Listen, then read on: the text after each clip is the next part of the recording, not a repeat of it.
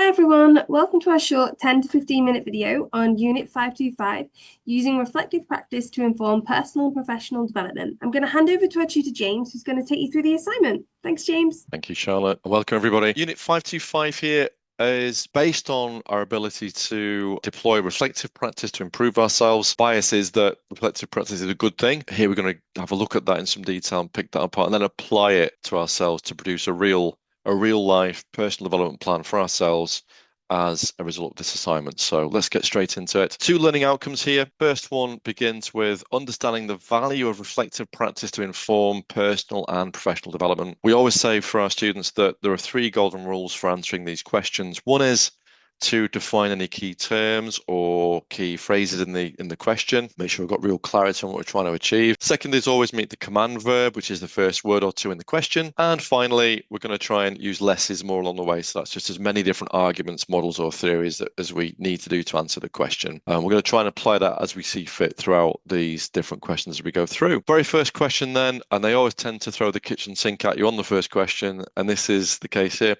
Analyze the importance of continuous personal and professional development in achieving organizational objectives. There's a bit going on with this one. So if we apply our golden rules to try and break this down a little bit, first thing is definitions. So here, I will be very tempted to start off by defining what we mean by personal development and professional development. What are the differences and similarities between the two things?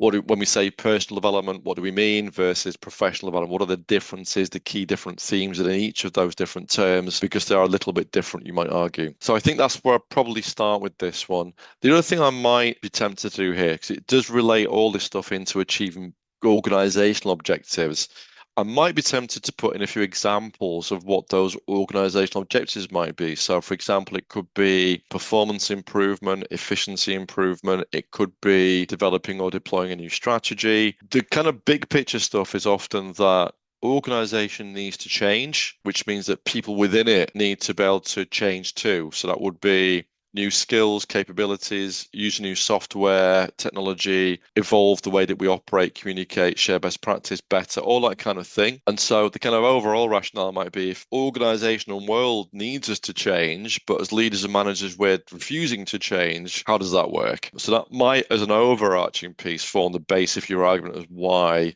continual personal and professional development is relevant for me in organizational objectives, because often those objectives mean change.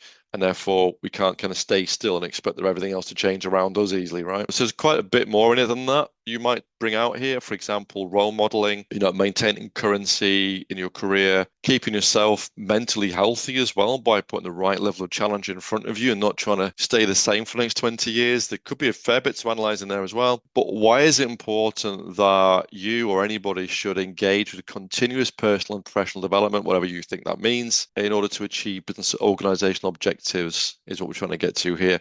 The analysis for the command verb here, to be really clear on this, means to break it into subject parts and separate parts and examine each in detail.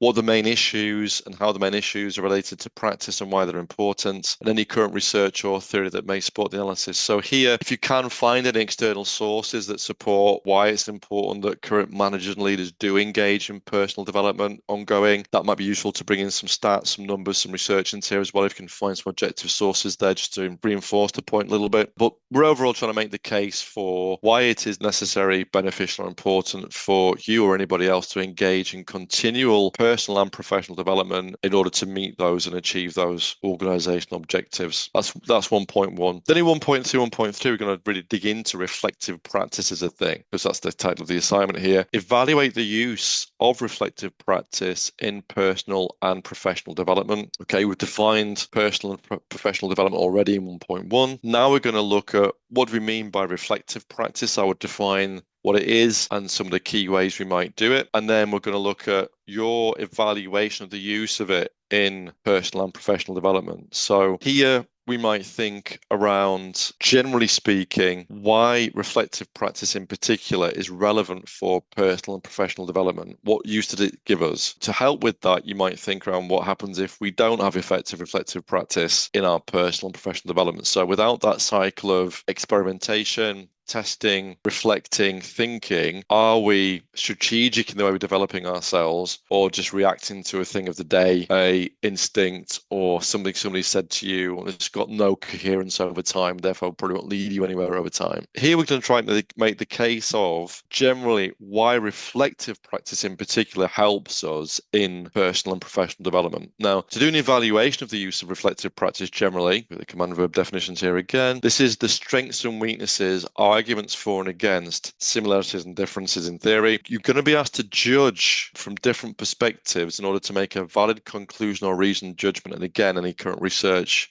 or theory would help here. So to evaluate the use of reflective practice, it's necessary to think about what's required to make it work, what sometimes doesn't make it work, what happens if we don't do reflective practice at all, like what would the implications of not, is a good way to perform an evaluation. So you're going to try and, what's your judgment on the use of reflective practice overall? Why is it important? How is it important? To what extent is it important? I really tried to make the case here for it. One of the things you might want to talk about here, you don't have to, but might do in indicative content, is to look at things like emotional intelligence building. So reflective practice is really inbuilt to the idea of emotional intelligence. So the whole concept of responding to situations rather than just reacting. Well, what's the benefit of response over reaction? Because some people might be biased more towards reaction anyway because of the way they're made, or because of situation and urgency and stress. So there's quite a bit in that. And as I mentioned there, to evaluate, it's necessarily interesting to think about what stops us from reflecting effectively. I mentioned stress. That might be one thing you mention here because it'd be a good case in point maybe. That's 1.2. 1.3 then is to again evaluate, but this time the different approaches to reflective practice. What works, what doesn't work? What's your reasoned judgment based on evidence? Again, you might go out there and figure out there's some research into what reflective practice tends to work better. You might also bring in some lived experience, what's worked and not worked for you, and why is that? These are the key things that we want to bring out here in 1.3. Different approaches might include things like gathering proactive feedback in things like 360s. It could be a structured reflection cycle, such as Gibbs's reflective cycle or Kolb's learning cycle, very similar things. PDSA is a similar method towards reflecting on practice too. Self-appraisal versus external appraisal of you. Journaling. All these things are thrown into the mix here, but the idea is to select 2, 3,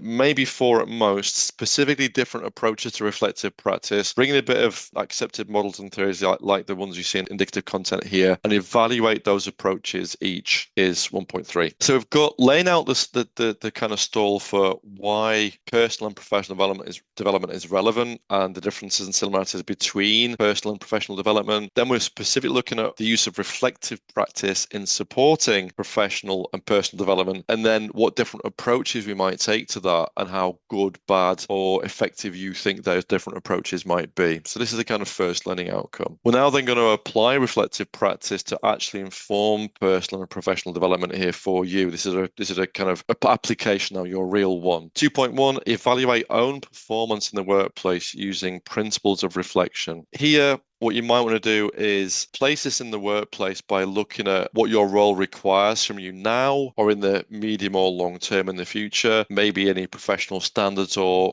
organizational objectives. It could be some KPIs around you, some values around you, some professional standards around you. It could be needs from teammates or followers or colleagues or peers around you. What are they? We've had some feedback already on that. So what you're going to try and do is apply some reflective practice as in the first learning outcome here for real, and try to evaluate your own performance based on those things. Okay.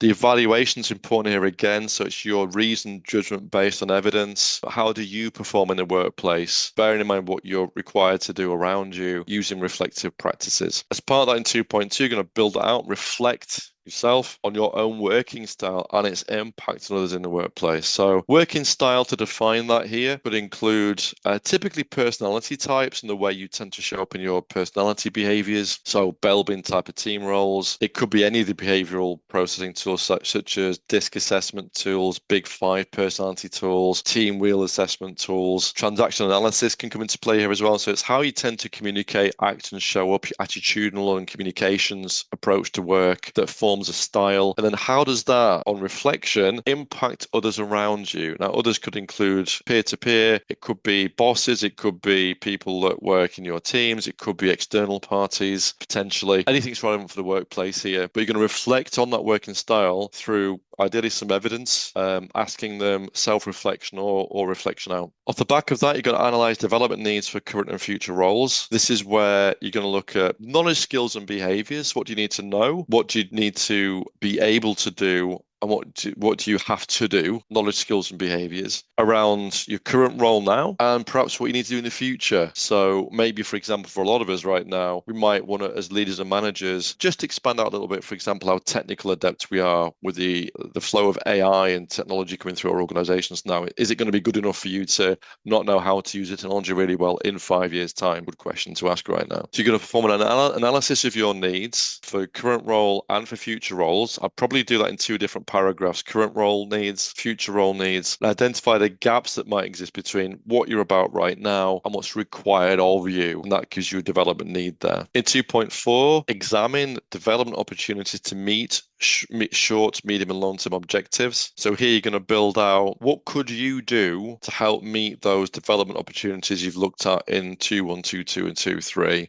What would work for you? What kind of things could you look at? Would it be some further learning? Coaching and mentoring is a good one to think about here. So anything that helps you to gather more knowledge and apply them under pressure could be something you kind of examine here in your development opportunities. It could be doing a course, it could be coaching and mentoring, it could be more observation, it could be sharing, doing some more job share or instruction from colleagues or empathy gathering, all that kind of stuff could come in here. But you're going to examine those opportunities, which means, back to our command verbs, to inspect it thoroughly in order to determine its nature or conditions. So what's going to work best for you, what won't work for you, and why. Try and think about those short, medium, long-term objectives. You might have different development opportunities on different horizons. And then in 2.5, we're going to bring it all together into a personal development plan with measurable objectives. So given everything in 2.1, 2.3, 2.3, and 2.4, what's your intention to what you're going to do next? When? What you're going to need around that? Think about SMART objectives here, of course. So specific, measurable, achievable, relevant, time-bound. How are you going to know success? What support are you going to need to get there? What changes might you need to make to capture the elements of your plan? Try and tailor it. Obviously, with a reflective practice theme throughout the whole thing, you might want to incorporate ongoing reflective practice throughout this rollout of your development plan as well. But generally, it's what you're going to do, by when, what actual capturable, definable outcomes would you see by that? So you're going to get that qualification by this point, do this course by then, have this many coaching or mentoring sessions by this point, improve feedback in this way by this time with these people, that kind of thing for you, tailored for you. And I'd encourage you to embed some reflective practice within that, of course, as well. Overall, personal and professional development, what are the similarities and differences in two things? You're going to capture both personal and professional development in the second learning outcomes. You're going to do both of those things that meet the needs of your organization and yourself as well. And overall, make sure you've given a good thorough treatment of how reflective practice and the different ways you do that specifically supplements your ability to develop yourself. Thank you very much, James. We hope that this has proved helpful for you. If you do have any questions, please don't hesitate to contact us on cmi@impd.co.uk, and we look forward to receiving your assignments soon. Thank you very much.